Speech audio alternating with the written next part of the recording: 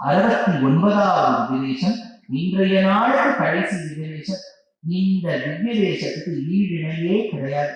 அத்திகிரி அருளாள பெருமாள் வந்தார், ஆதரழகர் வந்தார், கச்சிதத்தில் கண் கொடுக்கும் பெருமாள் வந்தார், கருவரம் தரும் தெய்வ பெருமாள் வந்தார், முத்திமழை பொழியும் முகில்வண்ணர் வந்தார், மூலமென ஓலமிட வந்தார் வந்தார், உத்தரவேடிக்குள்ளே உதித்தார் வந்தார், உம்பத்தொழும் கடவுடையார் வந்தார் தாமே. ஸ்ரீநிதிம் நிதிமபார நர்த்தினாம் அர்த்திகார்த்த கல்லார நட்சிதம் சர்வபூத சுகிருதம் தயாநிதி தேவராஜம் அதிராஜமாஸ்ரயே தேவப்பெருமாள் காஞ்சி வரதராஜன். இந்த பெருமாளுக்கு ஆழ்வார்கள் பாடினது ஒரே பாசம். 247 பாசம் ஸ்ரீரங்கத்துக்கு, 203 205 திருவேங்கடமுடையானுக்கு, 38 4 ஆழ்வார்கள் பாடிட்டார். திருவாதிரஞ்சோலைக்கு எவ்வளவோ ஆழ்வார்கள், திருக்கண்டபுரத்துக்கு எவ்வளவோ ஆழ்வார்கள், இந்த கஷேத்திரத்துக்கு ஒரே ஆழ்வார், ஒரே ஆழ்வார், ஒரே பாசம். ஒரே பாசம் ஒரு வார்த்தை, அத்தியூரா புள்ளை ஊர்வார் 108 இருக்கார். ஆனால் ஒரு ஆழ்வார் ஒரு பாசனம் பாடியிருந்தாலும் என்னுடைய ஆச்சாரிய சுவாமி வேதாந்த தேசிகன் இந்த பெருமாளுக்காக அத்தனை பாடிட்டார். வேதசிகன் சீனா சத்மவா பத்மயோனியே துரகசர்மவேத்யா ஷியாமளோ தவ்யவாஹ கலச ஜலதி கன்யா வல்லரி கல்பசாக்கி கலகதி குஷலம்னஹ கோபிகாருண்ய ராசிக்கு இந்த ஆச்சாரியம் பாடிட்ட வரதராஜ பஞ்சாஷத் அப்படின்னு பேர் அந்த பிரபந்தத்துக்கு. அது சொல்றார், இந்த பெருமாளை காத்தால் போய் சேவிக்கணுமா. எப்போ? 7 மணிக்கு. ஏன்? விஸ்வரூப சேவை. ஏன் விஸ்வரூப சேவையை போய் சேவிக்கணும்? ராத்திரி முழுக்க பெருந்தேவி தாயார் கையை அணையா வச்சு படுத்துருக்காரா, தாயாருடைய வளையல் ரேகை கழுத்துல இருக்குமா, அந்த கழுத்துல வளையல் ரேகை இருக்கும் போது பெருமாள் கிட்ட வரம் கட்டுட்டாருன்னா வெட்கத்தோடு பெருமாள் அதை தீட்டி வச்சுடுவாராம். அதனால அந்த வளையல் ரேகை போறதுக்கு முன்னாடி போனார். அனிபுத பரிரம்பை ஆகிதா இந்திராயாக கனகவலய முத்ரா கண்டதேசே ரதானஹ பணிபதி சயனியா உத்திகஸ்வம் பிரபாதே வரத சதகம் அந்தர மானசம் சன்னிதேயாகான்னு எடுத்தார். தேசிகன் ஹம்ச சந்தேசத்தில் எடுக்கிறார். பெருமாளும் தாயாரும் கை கோர்த்து இந்த நந்தவரத்தை வலம் வராளாம். பெரும் தேவி மகாதேவி அந்த தாயார் கால தாடகங்கள் சாத்திரிப்போ அவ உட்கார்ந்து இருக்கக்கூடிய கோலம் அவரே வேணா இவளே பொருந்து வரணும்.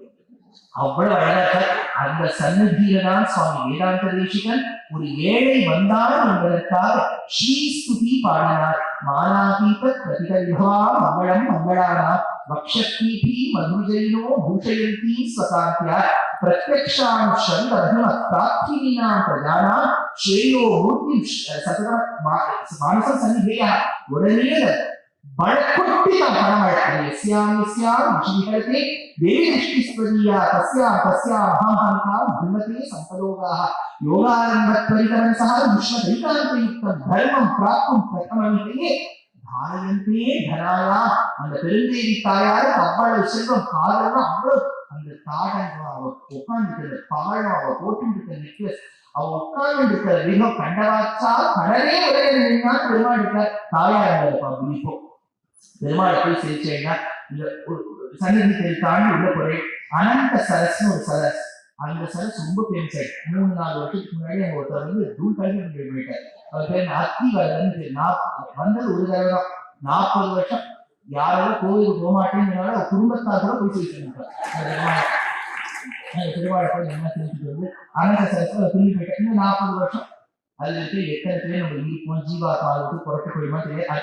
அத்திவரதர் ரொம்ப மூலமூர்த்தி அத்திவரதர் தான். ஞாபகம் ஒரு காலகட்டத்தை அத்திவரதர் தான். ஏதோ சில கலாப காலத்துல அந்த திருமாலை ஏற்பட்டு அந்த இன்னொரு மூல, இந்த மூலவர் அதான் இழப்பார். அதுக்கு கீழே உற்சவர் தேவராஜன் பேரருளாளன் தேவப்பெருமாள் அந்த கோஷ்டின்னு அந்த கோவில். அதுக்கு மேலே இந்த கோஷ்டி இருக்கு சொல்ல போறாங்க. அந்த கோஷ்டினா ஆச்சரியம். அந்த வேத கோஷ்டி பிரபஞ்ச கோஷ்டி மற்ற கோயில் இல்லை. இவ்வளவு சுத்திரேஷன் சொன்னீங்க. அந்த பெருமாள் எழுதரும் போது ரொம்ப அழகாக்க பெருமாள் அழகாக்க கோஷ்டி ரொம்ப பிரசித்தம் கிடையாது. காஞ்சிபுரம் திருவல்லிக்கை இந்த கோஷ்டியில அந்த பிரபந்தமும் வேதமும் அவ்வளவு நல்ல பெருமாள் செய்திருக்கார். அந்த பெருமாளுக்கு அலங்காரம் அவ்வளவு. அந்த வட்ட சுவாமிகள்னா தேவ பெருமாளுக்கு அலங்காரம் அனுபவங்களோ இவ்வளவு அழகா இருக்காங்க பெருமாள். அது கருட சேவையில பெருமாளை கருடன் மேல ஏழை பண்ணிட்டு அதுவும் இந்த மே மாசத்துல நடக்கும் அந்த கருட செயல். எப்படிதான் நடக்கிறாளோ ஒண்ணுமே ஒருத்தர் நம்ம சைடுல உட்காந்து கோவன் போசாக்க நம்ம சைடா உட்காந்து பேசிட்டு இருக்கோம். எப்படி வராங்க அவ்வளவு அழகா வருவார். முத்துசுவாமி தீட்சிதர் வரும்போது கருட செயல் அன்னைக்கு வந்திருக்காரு. நீலமேகஜித சரீரம் நிரதிசயானந்தகரம் காஞ்சிவிஹாரம்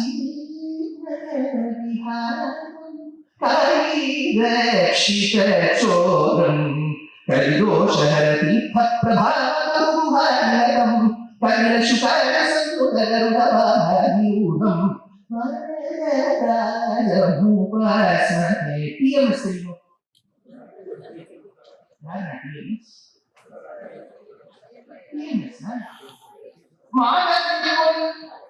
அல்ல, தியாகராஜர், முத்துசுவாமி தீட்சிதர், சாமாச்சாரம்.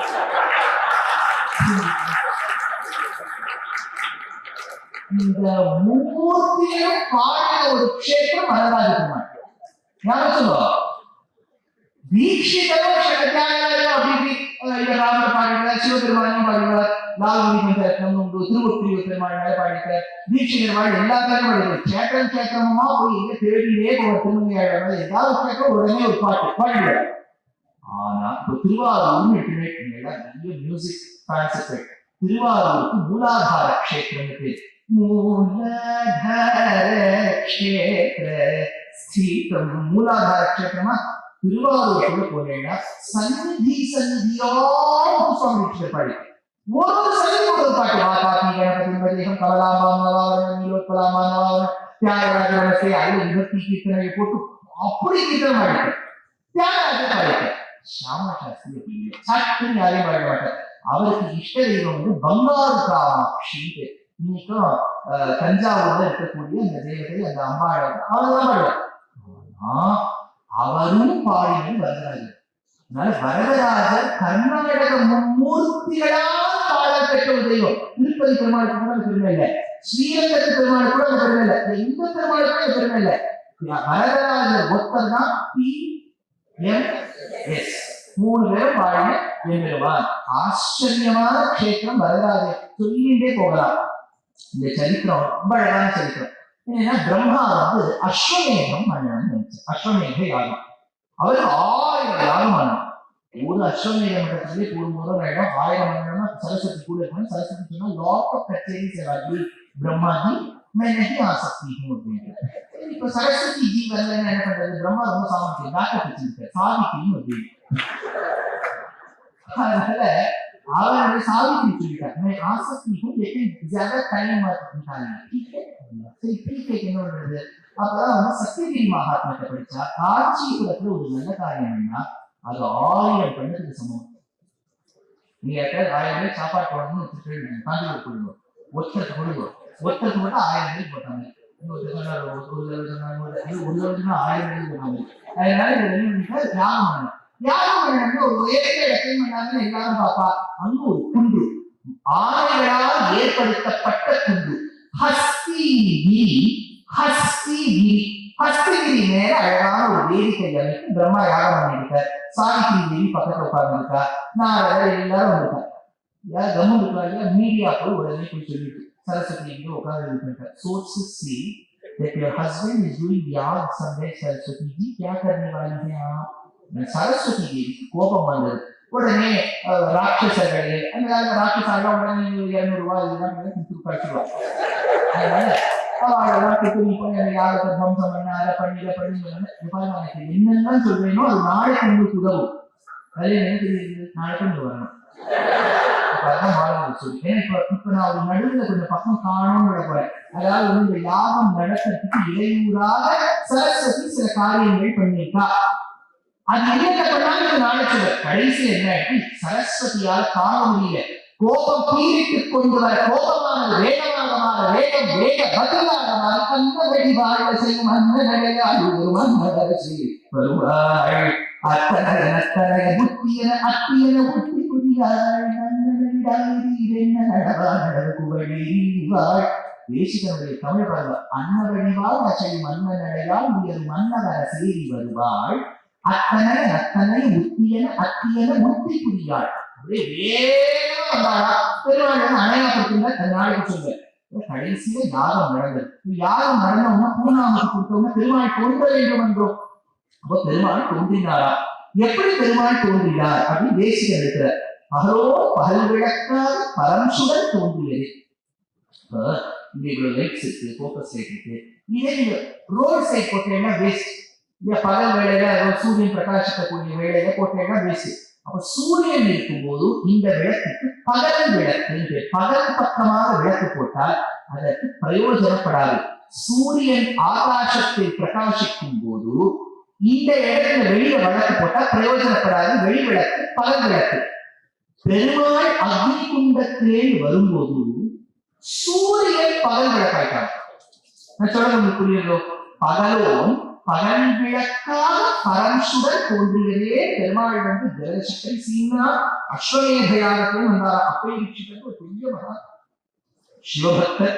அவர் வரதராஜஸ்தவம் ஒரு ஸ்தவம் எழுதிட்டார். அதுல சொன்னார், இன்னைக்கும் நீங்க வரதராஜ பெருமாள் சன்னதிக்கு போனீங்கன்னா அஸ்வமேத யாகத்தின் வாசனை அந்த கர்ப்பகிரகத்தில் வீசுமா.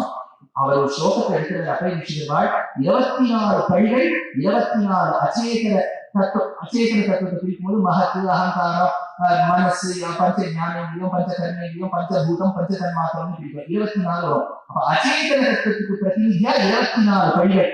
24 படியை ஏறி செல்பவன் ஜீவாத்மா 25, பார்க்க வேண்டிய பரமாத்மா 26. அப்ப 24 படி ஏறி சென்ற 25வது தத்துவமான ஜீவாத்மா பார்ப்பது 26வது தத்துவமான பரமாத்மாவை வரதராஜன் என்று விவாதம். அப்போ பிரம்மாவுக்காக சத்தியவர்க கஷேத்திரத்தில் தோன்றினார், அத்திவரதராக தோன்றினார். ராமானுஜர் இருந்த காலகட்டத்தில் அவருடைய சிஷ்யர் புறத்தாழ்வாருடைய கண்களை அதிராஜேந்திரன் என்கின்ற சோழன் பறிக்கும் போது ராமானுஜர் சொன்னாராம், நேர வரதராஜன் கிட்ட போ, கண்ணு கிடைக்கும். பத்ரிநாத் பாவம் அவர் மேல கட்டி நேற்றாலயா கட்டி வச்சிருக்கார். சங்கர ஹாஸ்பிட்டல் இருக்கு. ஆனா அதுக்கும் அப்பாற்பட்டு இருக்கக்கூடியவர் எம்பெருமான் சங்கர் லிகிதர் அப்படிங்கிற வாழ்க்கை கண்ணை கொடுத்திருக்கார். அன்பகவி வீரராகவ முதலியார் அப்படிங்கிறதுக்கு கண்ணை கொடுத்தார். ஸ்ரவணானந்தம், லக்ஷ்மி சகஸ்திரம், விஸ்வகுணாதர்ஷ சம்பு போன்ற காவியங்களை ரச்சனம் பண்ண அரசாணிபாளை வெங்கடாத்ரி கவிக்கும் கண்ணை கொடுத்தார்.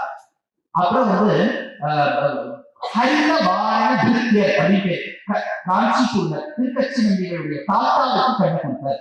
இவ்வளவு பேர் டாக்டர் கிட்ட போனோம்னா practo.com ரிவ்யூ போய் பார்ப்போம். டாக்டர் மேலாம் கேட்கறத ஒரு பாதி மிருகம் பாதி எனக்கு என்னன்னு தெரியாது. அதெல்லாம் பார்க்குற மாதிரி இவர் கண்ணை கொடுப்பாத மாட்டாரா?